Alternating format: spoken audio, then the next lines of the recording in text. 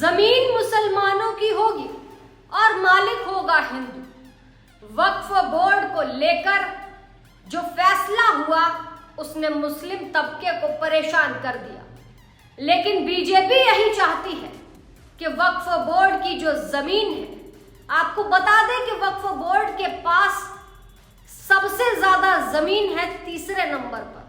पहले नंबर पर डिफेंस के पास ये जमीन है, हालांकि डिफेंस पूरे देश की रक्षा करता है। दूसरे नंबर पर सबसे ज्यादा जमीन रेलवे के पास है। बता दें कि रेलवे पूरे देश के लिए काम करता है। तीसरे नंबर पर वक्फ बोर्ड की जमीन आती है, जो कि सिर्फ एक ही तबके के लिए काम करता है। और मस्जिद और मदरसे वक्फ बोर्ड के अंदर आते हैं या नहीं, ये अलग मसला है। यानी कि सबसे ज्यादा जमीन अगर देखा जाए तो वक्फ बोर्ड के पास है। अब वक्फ बोर्ड को लेकर बवाल क्यों हो रहा है, कौन क्या कह रहा है, आंकड़े क्या कहते हैं, चलिए हम आपको बताते हैं इस रिपोर्ट में। क्या वक्फ बोर्ड का फैसला ही योगी आदित्यनाथ को भविष्य में प्रधानमंत्री की कुर्सी दिलाएगा? यह सवाल जब आपसे कोई पूछेगा तो उसका जवाब आप क्या देंगे? साल 1947 में जब भारत और पाकिस्तान का बंटवारा हुआ तो लगभग 17% जो आबादी थी हिंदुस्तान की वो पाकिस्तान में चली गई। लेकिन इससे जो बड़ी बात थी वो ये थी कि लगभग भारत की जो जमीन थी उसमें 33% जो हिस्सा था वो पाकिस्तान चला गया। ये किसने दिया, क्यों दिया, इस पूरी कहानी पर भी आएंगे। लेकिन जब वक्फ बोर्ड का मसला इस देश में चल रहा है, इस देश के जो मुस्लिम सांसद हैं या अखिलेश यादव जैसे जो नेता हैं जो मुसलमानों का वोट लेते हैं, उनका जो दावा है कि देश में बीजेपी एक नैरेटिव फैलाना चाहती है और मुसलमानों का हक छीनना चाहती है, इसके पीछे की सच्चाई क्या है? जब आप ये समझेंगे कि जब मात्र बंटवारे के बाद ही हिंदुस्तान के भीतर 3.5 करोड़ मुसलमान रह गए और बाकी जो मुस्लिम थे वो पाकिस्तान चले गए। जिन मुसलमानों को हिंदुस्तान बेहतर लगा या जो किसी कारणवश नहीं जा पाए, उनको ये लगता है कि जो हिंदुस्तान है वो लोकतांत्रिक देश के साथ साथ उनके धर्म को संविधान से ऊपर रखने का अवसर देगा। और ऐसा ही हमारे देश में जब राजनीति शुरू हुई 1947 में, जब पंडित जवाहरलाल नेहरू पहली बार देश के अंतरिम प्रधानमंत्री बने, उसी दौरान से ये काम भी शुरू हो गया। जब सरकार आई तो पहला चुनाव 1952 में हुआ और जब पहली बार पीएम बने पंडित जवाहरलाल नेहरू, उस वक्त के बाद ठीक 2-2.5 साल बाद साल 1955 में एक बिल आता है और उस बिल का नाम दिया जाता है हिंदू मैरिज एक्ट। लेकिन उस दौरान मुस्लिम मैरिज एक्ट को लेकर कोई बात नहीं की जाती और उनको खुली आज़ादी दी जाती है।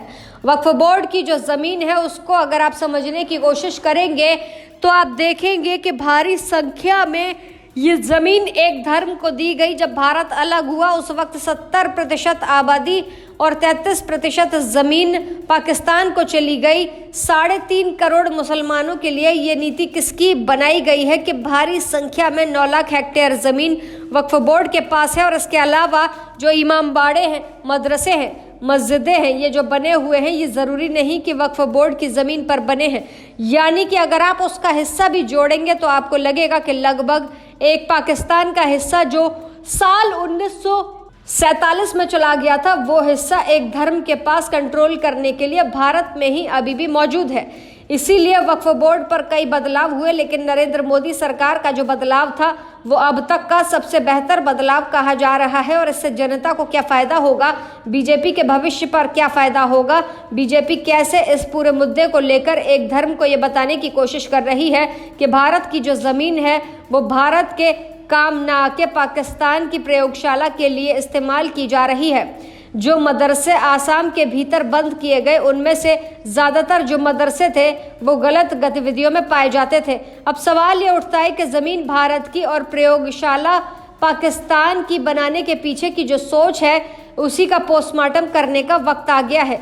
योगी आदित्यनाथ का ये मॉडल इसीलिए हिट हो रहा है क्योंकि पिछले कई सालों से योगी आदित्यनाथ ने बीजेपी को ये बताया कि देश की जनता को ये बताया कि भूमाफियाओं के कंट्रोल से ज़मीन खाली कैसे कराई जाती है। और भारी संख्या में जो उनका एक्शन था उसके बाद, चाहे माफिया अतीक हो या मुख्तार या फिर छोटे मोटे अपराधी या गाँव की ज़मीन पर कब्जा करने वाले ग्राम प्रधान या फिर छुटवैया नेता हो, सभी को वो ज़मीन खाली करनी पड़ी और लॉ एंड ऑर्डर को योगी आदित्यनाथ ने ये बताया कि अगर दम हो तो किसी से भी ज़मीन से खाली कराई जा सकती है। और इसी के बाद बीजेपी को लगा कि जो वक्फ बोर्ड की ज़मीन है इसे भी खाली करवा लेना चाहिए। सवाल ये कि पहले नंबर पर जो ज़मीन है वो डिफेंस के पास है, दूसरे नंबर पर रेलवे के पास है और तीसरा नंबर जो आता है वो आता है वक्फ बोर्ड का। लेकिन सवाल उठता है क्यों, आखिर किस लिए इनको इतनी आज़ादी दी गई है। इसके पहले अगर आप देखेंगे तो कश्मीर के बाहर के व्यक्ति को कोई भी ज़मीन लेने का अधिकार नहीं था, कश्मीर के बाहर के व्यक्ति को। और अब आर्टिकल 370 के तहत आप वहां ज़मीन खरीद सकते हैं। रेलवे की जो ज़मीन है वो देश के काम आ रही है, वक्फ बोर्ड की ज़मीन देश के काम क्यों नहीं आ रही। दूसरा सवाल ये कि डिफेंस की ज़मीन हमारे काम आती है, जनता के काम आती है, देश की रक्षा के काम आती है, तो वक्फ बोर्ड की ज़मीन को धर्म से क्यों जोड़ दिया गया। वक्फ बोर्ड से जुड़ा ये फैसला अब सभी को हैरान कर रहा है। जानकारी के लिए बता दें कि सीएम योगी पीएम की कुर्सी तक इस वक्फ बोर्ड की ज़मीन के फैसले के तहत पहुंच सकते हैं, क्योंकि अगर ये बिल पास हो तो गया है, लेकिन अब इस बिल पर जब कड़ा एक्शन होगा और वक्फ बोर्ड की ज़मीन ले ली जाएगी तो फिर अब योगी को पीएम बनने से कोई नहीं रोक पाएगा।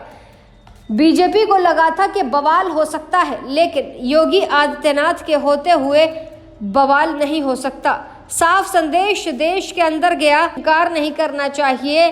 जब संविधान का बंटवारा हुआ भारत पाकिस्तान का 1947 में, जब लोगों ने चुना कि हमें लोकतंत्र चाहिए या इस्लाम, तो जब आप डेमोक्रेटिक कंट्री में आने या रहने का आप मौका तलाश रहे थे, तो ये बात उसी वक्त क्यों नहीं समझाई गई। उस वक्त की सरकारों द्वारा कि जो शरीयत होता है वो संविधान से छोटा रहेगा। और इस बात का जिक्र आप 1940 के अधिवेशन में भी दिया गया था। नया कानून जो सरकार ला रही है उसमें बोहरा समाज के लोगों के लिए भी एक भारी प्रावधान किया गया है। बोहरा समाज वही मुस्लिम समाज है जिनकी मस्जिदों में पीएम मोदी गए थे, और ख़ास तौर पर पीएम मोदी को, बोहरा समाज पीएम मोदी को वोट कर रहा है। बीजेपी ने इस नैरेटिव के साथ वक्फ बोर्ड में बदलाव करने की कोशिश की। सबसे बड़ी बात यह कि इस फैसले के बाद आने वाले वक्त में योगी आदित्यनाथ का जो रास्ता है वो उन्हें दिल्ली तक पहुंचाएगा। आप देखेंगे कि ये रास्ते वहीं जाकर मिल रहे हैं, चाहे वो गौशाला का हो, चाहे वो ज्ञानवापी का हो, चाहे वो मथुरा का हो या फिर वक्फ बोर्ड का हो। इन सभी मुद्दों पर जो खुलकर बात करते हैं वो योगी आदित्यनाथ हैं, और यही चीज़ योगी आदित्यनाथ को पीएम बना सकती है। ऐसी ताज़ा तमाम बड़ी अपडेट्स के लिए आप देखते रहें अपना उत्तर प्रदेश।